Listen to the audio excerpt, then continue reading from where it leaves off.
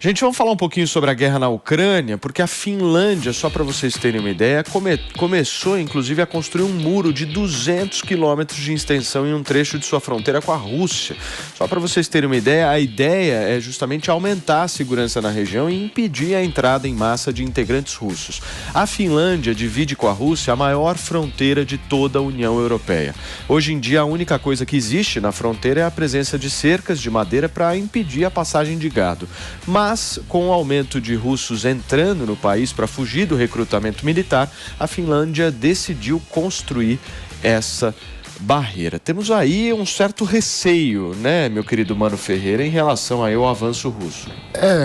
Um receio de um ataque russo, né? Todos os países ali da região, com a invasão da Ucrânia, ficam com medo de serem a próxima vítima. É um medo mais do que justificado. A gente está falando de um ditador autocrata que tem uma mentalidade imperialista. Ele deseja retomar o sonho da grande Rússia, que seria uma visão da Rússia imperialista, um grande império de reconstrução do território russo de influência do período soviético, que é aquela coisa enorme que quer, enfim, se colocar como parte de um dos donos do mundo, né? A mentalidade do Putin, no fim das contas, é essa. Isso é assustador, de fato. Agora, o que preocupa é que a gente não pode confundir o ditador russo com a população russa. E quando a gente vê pessoas que estão fugindo da ditadura para outro país,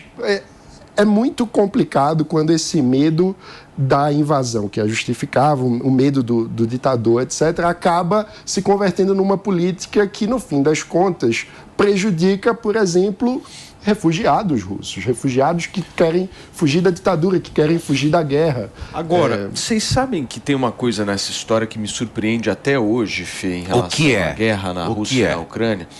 Como que o Zelensky conseguiu segurar o Putin? Isso era uma coisa assim, sendo muito sincero com vocês, eu jamais imaginaria. Porque na minha cabeça eu já estava imaginando que a Rússia ia ganhar a guerra, ela ia incorporar a Ucrânia da maneira como eles querem e a Ucrânia ia ser absolutamente tomada. E a gente não está vendo isso. É muito mais que o Zelensky, né? A população ucraniana. Então, mas eu quero entender o porquê, assim, que está acontecendo. Como é que os caras conseguiram se manter ali? Já sofreu invasões diversas vezes da própria Rússia. Então, mas não nessa magnitude, né? Não, a Ucrânia já foi subordinada à Rússia algumas vezes já ao longo da história, o que cria na população ucraniana um sentimento de defesa da sua pátria muito grande. Eles sabem o que é o terror de ser subordinado a uma ditadura. Houve na Ucrânia o Holodomor, que foi um dos episódios históricos mais terríveis da história, que é algo semelhante aos campos de concentração. Mas será que não é pelo fato do Zelensky ser comediante, Marina, que ele conseguiu segurar ali a galera? Olha, eu não gosto nada de Salvador da Pátria. Normalmente, quando a gente vê os lugares que deram certo, tem muito mais a ver com a população e a sociedade do que qualquer pessoa. Eu concordo completamente com o Mano ali, eles sofreram demais. Fora, depois teve Chernobyl, né? Então, assim, eles sofreram na mão dos russos demais. Tem um documentário muito bom, que é Inverno em Chamas, né? Que mostra a população, quando teve uma tentativa de anexar com a Rússia, que depois o cara teve que fugir. Eles fizeram todos os dias, durante meses, naquele inverno. Aliás, a própria polícia dando tiro ali, eles se reuniam diariamente até conseguir depor o presidente. Então, eles têm essa aí porque exatamente já sofreram demais. Então, eu acho que tem uma coisa da população, não é um salvador da pátria. Muito bem, quer fechar, Lê? Só falar desse documentário, é da onde veio o termo ucranizar, que uma certa posição mais extremista acabou usando, e o Putin usa muito essa revolução, essa deposição de 2014 como desculpa para poder invadir a Ucrânia.